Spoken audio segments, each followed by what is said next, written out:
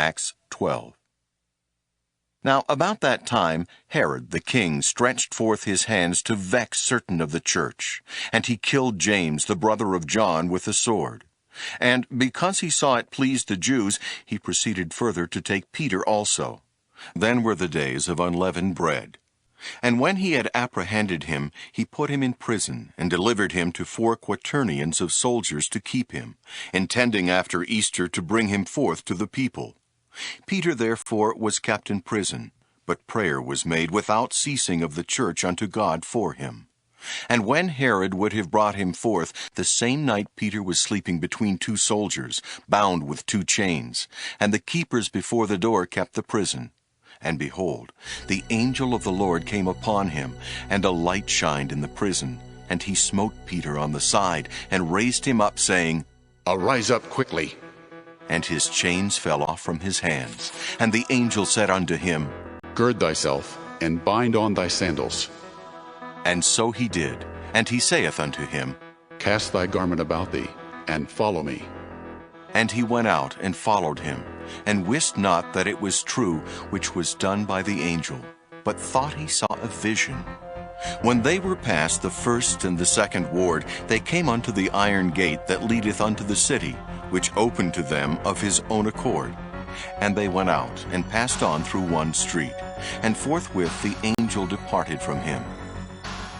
And when Peter was come to himself, he said, Now I know of a surety that the Lord hath sent his angel, and hath delivered me out of the hand of Herod, and from all the expectation of the people of the Jews. And when he had considered the thing, he came to the house of Mary, the mother of John, whose surname was Mark, where many were gathered together praying. And as Peter knocked at the door of the gate, a damsel came to hearken, named Rhoda. And when she knew Peter's voice, she opened not the gate for gladness, but ran in, and told how Peter stood before the gate. And they said unto her, Thou art mad. But she constantly affirmed that it was even so. Then said they, It is his angel. But Peter continued knocking. And when they had opened the door and saw him, they were astonished.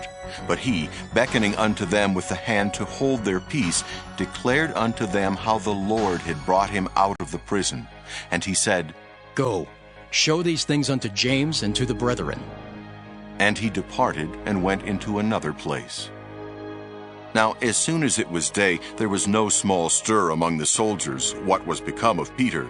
And when Herod had sought for him, and found him not, he examined the keepers, and commanded that they should be put to death. And he went down from Judea to Caesarea, and there abode. And Herod was highly displeased with them of Tyre and Sidon.